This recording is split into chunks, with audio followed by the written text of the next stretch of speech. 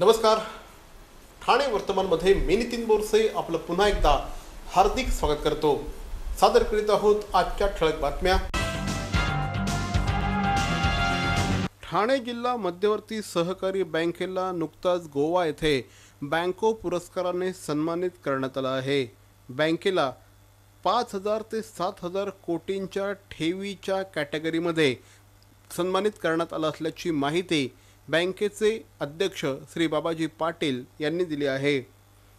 प्रचंड मोठ्या प्रमाणात आर्थिक मंदी असताना देखील 2016 या आर्थिक वर्षामध्ये ठाणे जिल्हा मध्यवर्ती सहकारी बँकेने तब्बल 5,670 कोटी रुपयांच्या ठेवी जमा केल्या आहेत. बँकेच्या या कामगिरीसाठी बँकेला बँको पुरस्काराने सन्मानित करण्यात आलं असल्याची माहिती श्री बाबाजी पाटील यांनी दिली. गोवा येथे नुकताच झालेल्या एका शानदार समारंभामध्ये बँकेचे अध्यक्ष श्री बाबाजी पाटील, उपाध्यक्ष सुनीता दिनकर आणि बँकेचे CEO श्री भगीरथ भोईर यांनी हा पुरस्कार स्वीकारल्याची माहिती श्री बाबाजी पाटील यांनी दिली.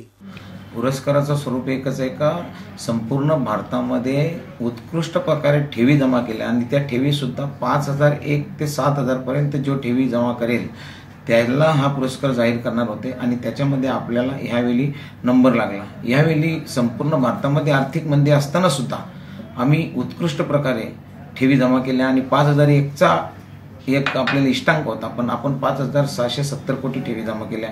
त्यामुळे आपल्याला हा पुरस्कार जाहीर केला आणि त्याचं वितरण परवा दिवशी गोव्याला झालं आणि गोव्याला बँकिंग असोसिएशनच्या माध्यमातून तिथे वितरण केला. खूप आनंद वाटला की एवढा मोठा पुरस्कार घेताना आम्ही सर्व संचालक मंडळांनी केलेली मेहनत, नियोजन आणि संपूर्ण कर्मचाऱ्यांनी केलेली मेहनत त्याच्यामुळे हा पुरस्कार साध्य करू शकलो. काय पुढचं विजन काय असणार आहे? बँकेचं पुढचं विजन काय असणार आहे? पुढचं विजनिंग एकच आहे का बँक जास्तीत जास्त ठेवी जमा करून जास्तीत जास्त कर्ज पुरवठा करेल आणि संपूर्ण भारतामध्ये सर्वात टॉप बँक होईल अशी आम्हाला आशा आहे. ठाणे महानगरपालिकेच्या सर्वसाधारण सभेमध्ये सर्व अधिकाऱ्यांनी उपस्थित राहावं अशा प्रकारचा आदेश महानगरपालिकेच्या नवनिर्वाचित महापौर मीनाक्षी शिंदे यांनी दिला आहे. ठाणे महानगरपालिकेच्या सर्वसाधारण सभेमध्ये अनेकदा अधिकारी कुठलंही कारण न देता गैरहजर असतात. त्यामुळे सर्वसामान्य जनतेचे प्रश्न अनेकदा प्रलंबित राहत असतात. सर्वसामान्य नागरिकांचे प्रश्न प्रलंबित राहू नयेत, सर्व सदस्यांना योग्य प्रकारची उत्तरं मिळावीत या दृष्टिकोनातून अधिकाऱ्यांनी सर्वसाधारण सभेमध्ये उपस्थित राहावं असा आदेशच महापौर सौ मीनाक्षी शिंदे यांनी काढले आहेत. कुठल्याही प्रकारे माहिती न देता गैरहजर राहिल्यास त्या अधिकाऱ्यावर कारवाई करण्यात येईल असा इशारा देखील महापौर सौ मीनाक्षी शिंदे यांनी दिला आहे. गेल्या 5 वर्षामध्ये जो आपण शहराचा विकास बघतोय तर त्याच्या संदर्भात मी वारंवार बघितलेलं आहे की महासभेच्या वेळी बरेच प्रश्न उपस्थित होतात आणि त्यावेळी अधिकाऱ्यांची अनुपस्थिती असते आणि त्यावेळी प्रत्येक प्रश्न खोळंबला जातो. तर या संदर्भात मी आता पहिल्याच महासभेला सगळ्यांना पत्रव्यवहार केलेला आहे की प्रत्येक महासभेला सगळ्यांनी उपस्थित राहावं, जेणेकरून शहराच्या विकासाच्या दृष्टीने आपल्याला म्हणजे चांगलं पटकन इझी काम करता येईल याच्या संदर्भात. आणि वेळेवर महासभा चालू झाली तर वेळ पण वाया जाणार नाही. बरेच सभा अशा झाल्या की महापौर बसतात आणि मागे अधिकारी नसतात. तर ह्याच्या संदर्भात पहिलीच सूचना मी अशी काढली आहे की जेणेकरून पुढच्या महासभा सुरळीत चालतील.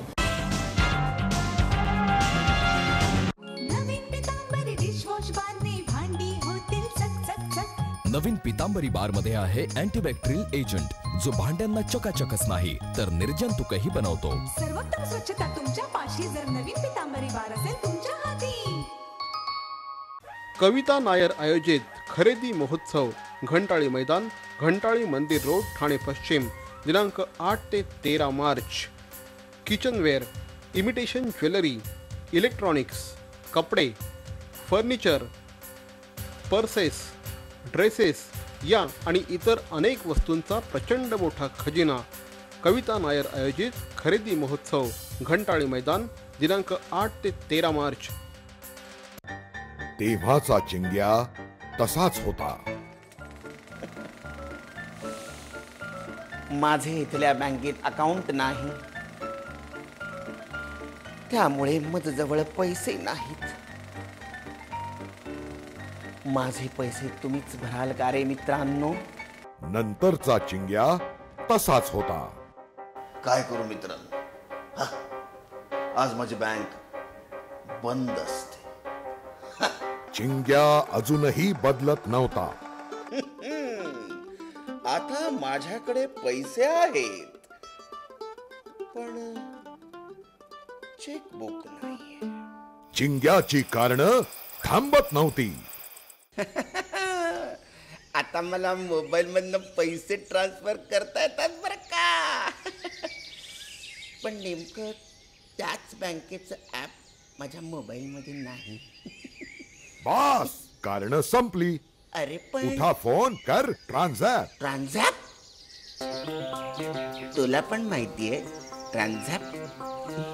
Transact, zap, transact, app.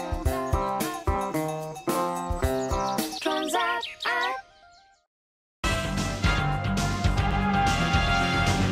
Thane महानगरपालिकेच्या विरोधी पक्षनेतेपदी मिलिंद पाटील यांची निवड करण्यात आलेली आहे. अत्यंत संयमी अशा प्रकारचं नेतृत्व म्हणून श्री मिलिंद पाटील यांच्याकडे बघितलं जातं आणि सध्याच्या राजकीय परिस्थितीमध्ये ही निवड देखील अत्यंत महत्त्वपूर्ण मानली जाते.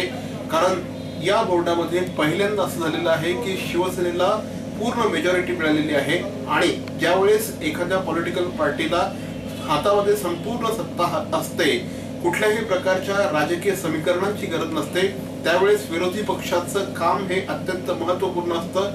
सत्ताधाऱ्यांवर हे अंकुश ठेवण्याचं हे काम अत्यंत महत्त्वपूर्ण असतं आणि अशा परिस्थितीमध्ये मिलिंद पाटील हे ठाणे महानगरपालिकेचे विरोधी पक्षनेते झालेले आहेत. आता मिलिंद पाटील आपल्याबरोबर आहेत. सर, सर्वप्रथम महानगरपालिकेच्या विरोधी पक्षनेतेपदी निवड झाल्याबद्दल अभिनंदन.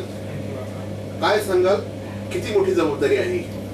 निश्चितच फार मोठी जबाबदारी आहे आणि आनंद या गोष्टीचा आहे की पक्षाकडे मागणी न करता पक्षाने स्वतःहून हे पद दिलं, त्याचा जास्त आनंद आहे. कारण की ज्या आजीच्या संस्कारामध्ये घडलोय त्या आजीनी नेहमीच मला सांगितलं होतं की बाळा, कधी खुर्चीच्या मागे धावू नको, असं काम कर की खुर्ची आपल्या मागे आली पाहिजे. पण सध्याची राजकीय परिस्थिती बघता मला कधीच अपेक्षा नव्हती असं कधी घडू शकतं, पण ते घडलं आणि माझ्या पक्षाच्या वरिष्ठ नेत्यांच्याकडनं हे घडलं, त्याबद्दल मला निश्चितपणे फार मोठा अभिमान आहे आणि निश्चितपणे आनंद तर आहेच. कारण ज्या आव्हाडसाहेबांच्या माध्यमातून घडलं, लोक काही म्हणून की गटाचा माणूस म्हणून दिले, पण निश्चितपणे मागणी न करता, कारण माझ्यापेक्षा ज्येष्ठ श्रेष्ठ अनुभवी मागणी करत असताना देखील साहेबांनी माझी नेमणूक केली, निश्चित आनंद जास्त आहे आणि त्याचबरोबर जबाबदारीची देखील जाणीव मला आहे. सर, पहिल्यांदा असं झालेलं आहे की शिवसेनेला संपूर्ण मेजॉरिटी महापालिकेत मिळालेली आहे. महापालिकेच्या साधारणपणे गेल्या 25-30 वर्षांच्या कालावधीमध्ये इतिहासामध्ये अशा प्रकारचं कधीही झालेलं नाहीये. अशा वेळेस विरोधी पक्ष म्हणून तुमची काय जबाबदारी आहे असं तुम्हाला जाणवत आहे?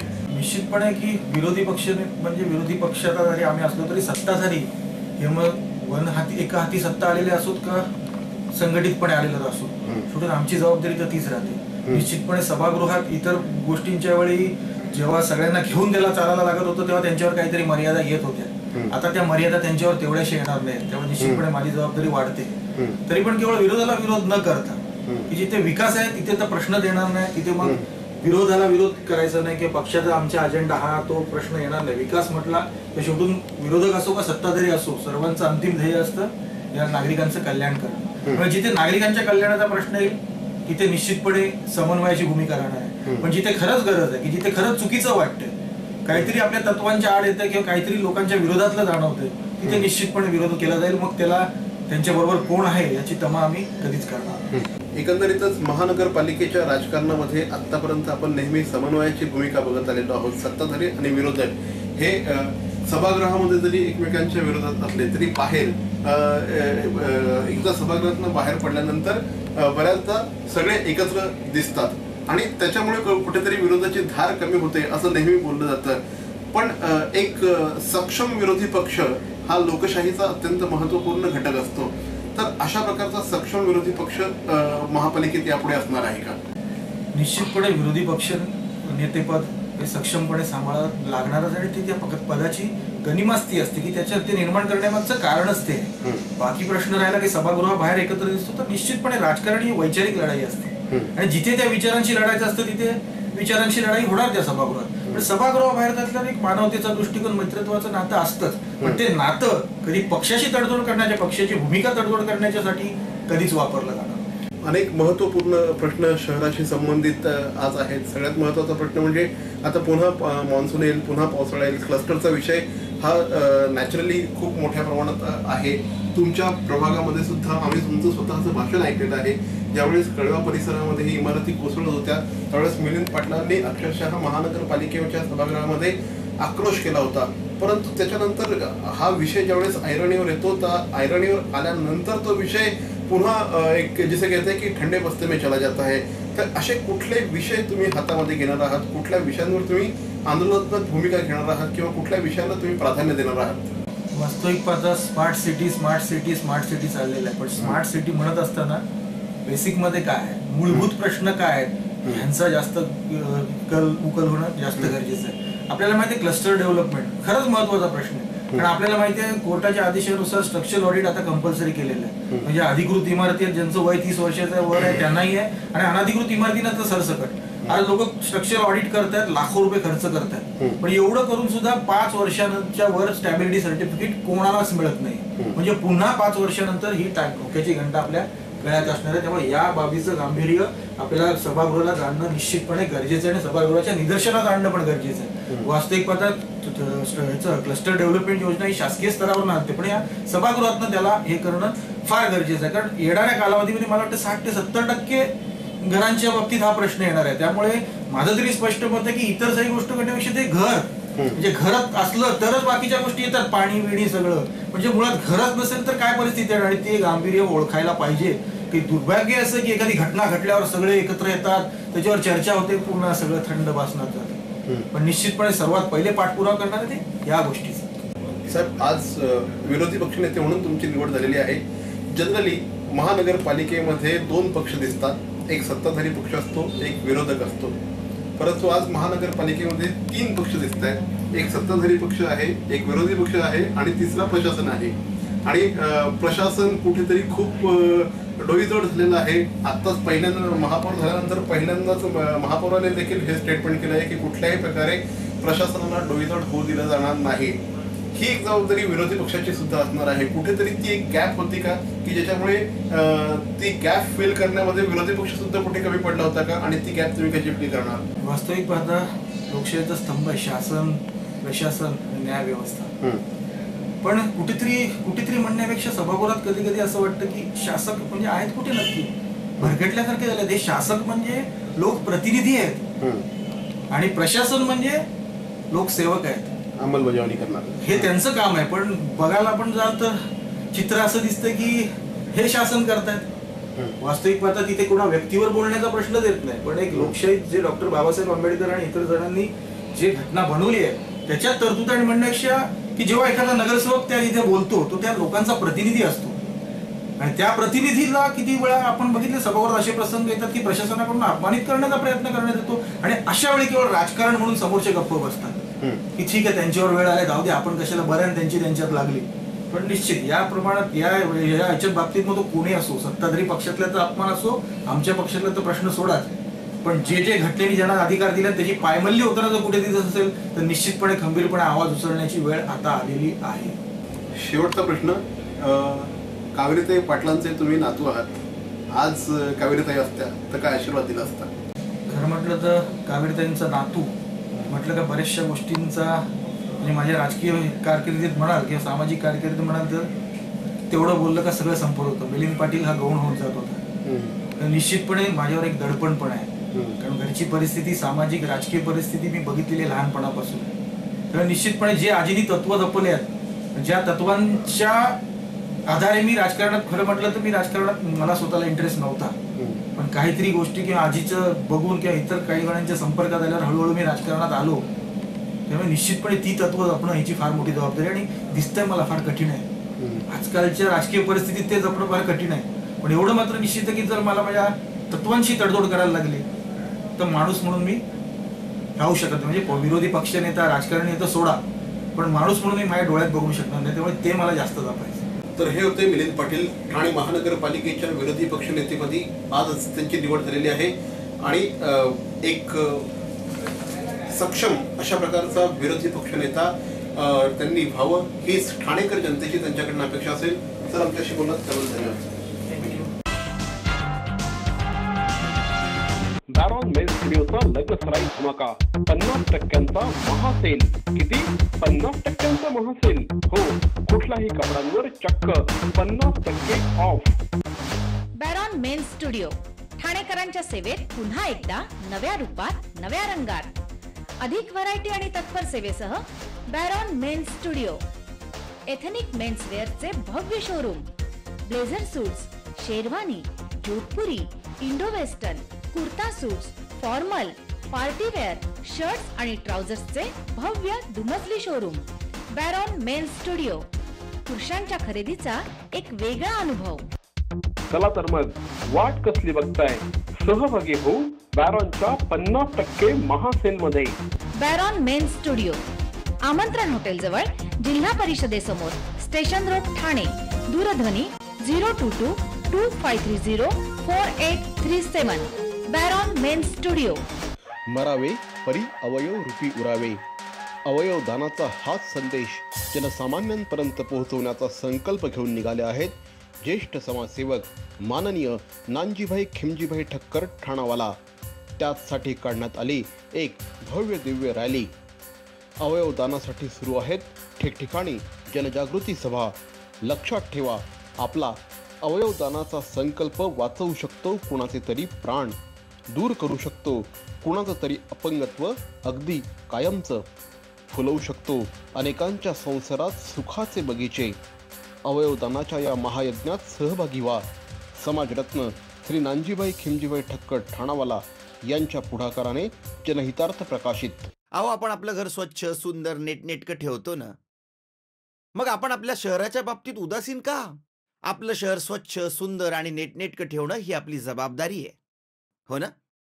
मग उचला फोन आणि विना परवाना होर्डिंग्स, बॅनर्स कुठे दिसले तर 1800-222-108 या टोल फ्री क्रमांकावर कळवा किंवा 75069464155 या भ्रमणध्वनीद्वारे आपली तक्रार नोंदवा किंवा महापालिकेने तयार केलेल्या स्टार ग्रेड ॲप्लिकेशनद्वारे आपली तक्रार नोंदवा. त्याची दखल त्वरित घेतली जाईल. लक्षात घ्या, आपला छोटासा सहभाग आपलं शहर स्वच्छ, सुंदर आणि नेटनेटकं बनवू शकतो. जसं आपलं घर तसं आपलं ठाणे शहर.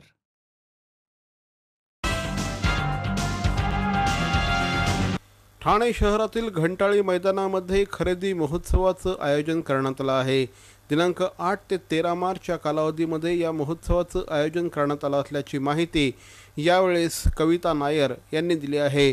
किचनवेअर, त्याचप्रमाणे kitchen appliances, imitation jewellery, electronics वस्तू, कपडे, गृहनिर्माण, त्याचप्रमाणे पर्सेस, साड्या, आयुर्वेदिक औषधं, फर्निचर यांचा प्रचंड मोठा खजिना या ठिकाणी नागरिकांना बघायला मिळेल अशी माहिती यावेळेस कविता नायर यांनी दिली आहे. खरेदी महोत्सव आम्ही कालपासून म्हणजे 8 ते 13 मार्च असं 6 दिवसांकरता ठेवला आहे. यावेळेस पैठणी साड्या येवल्याहून आलेल्या आहेत. सोफा, वेगवेगळे आकर्षक असे सोफे आहेत आणि विविध प्रकारचे वेगवेगळे स्टॉल्स आहेत. मी सगळ्या ग्राहकांना ठाण्याच्या विनंती करीन की सगळ्यांनी 13 तारखेपर्यंत जरूर भेट द्या. लघुउद्योजकांना प्रोत्साहित करण्यासाठी सगळ्यांनी जरूर भेट द्या. आगामी 12 तारखेला सर्वत्र धुळवडीचा सण साजरा करण्यात येणार आहे. धुळवडीचा सण सर्व नागरिकांनी शांततेने आणि उत्साहाने साजरा करावा असं आवाहन करण्यात आलं आहे. मात्र नागरिकांवर फुगे फेकणाऱ्यांवर कठोर कारवाई केली जाईल असा इशाराच पोलीस प्रशासनाच्या वतीने देण्यात आला आहे. अनेकदा ज्येष्ठ नागरिक, महिला, लहान मुलं यांच्यावर अशा पद्धतीने फुगे फेक केली जाते. बऱ्याचदा प्लास्टिक पिशव्यांमधून देखील मोठ्या प्रमाणात पाणी मारलं जातं आणि त्यामुळे अनेकदा बरेच जण जखमी होत असतात. हे सर्व टाळण्यासाठी नागरिकांनी फुग्यांचा वापर टाळावा अशा प्रकारचं आवाहन ठाणे पोलिसांच्या वतीने करण्यात आलं आहे. त्याचप्रमाणे अशा प्रकारचा वापर करणाऱ्यांवर देखील मोठ्या प्रमाणात कारवाई केली जाईल असा इशारा पोलिसांनी दिला आहे. त्याचप्रमाणे गृहनिर्माण संस्थांनी धुळवडीच्या दिवशी आपापल्या सोसायट्यांच्या गच्च्या बंद ठेवाव्यात अशा प्रकारचे आदेश देखील देण्यात आले आहेत. तर मंडळी, आजचा हा एपिसोड आपल्याला कसा वाटला आम्हाला जरूर कळवा. मात्र तत्पूर्वी ठाणे वर्तमानचं यूट्यूब चॅनल सबस्क्राईब करा, लाईक करा आणि सगळ्यात महत्त्वाचं म्हणजे शेअर करा. कारण यूट्यूब हे मीडियम हे भविष्यातलं माध्यम आहे. ठाणेकर नागरिक, मग तो ठाणे शहरामध्ये असला, मुंबईमध्ये असला, नाशिकमध्ये असला, अगदी परदेशात कुठेही जरी असला तरीही ठाणे वर्तमानचं हे यूट्यूब चॅनल तो बघू शकतो. त्यामुळे अगदी परदेशातले देखील अनेक ठाणेकर हे आज आमच्याशी कनेक्ट झाले आहेत. त्यामुळेच ठाणे वर्तमानचं हे यूट्यूब चॅनल आपण बघत राहा, सबस्क्राईब करा, शेअर करा, लाईक करा. तोपर्यंत धन्यवाद. जय हिंद, जय महाराष्ट्र.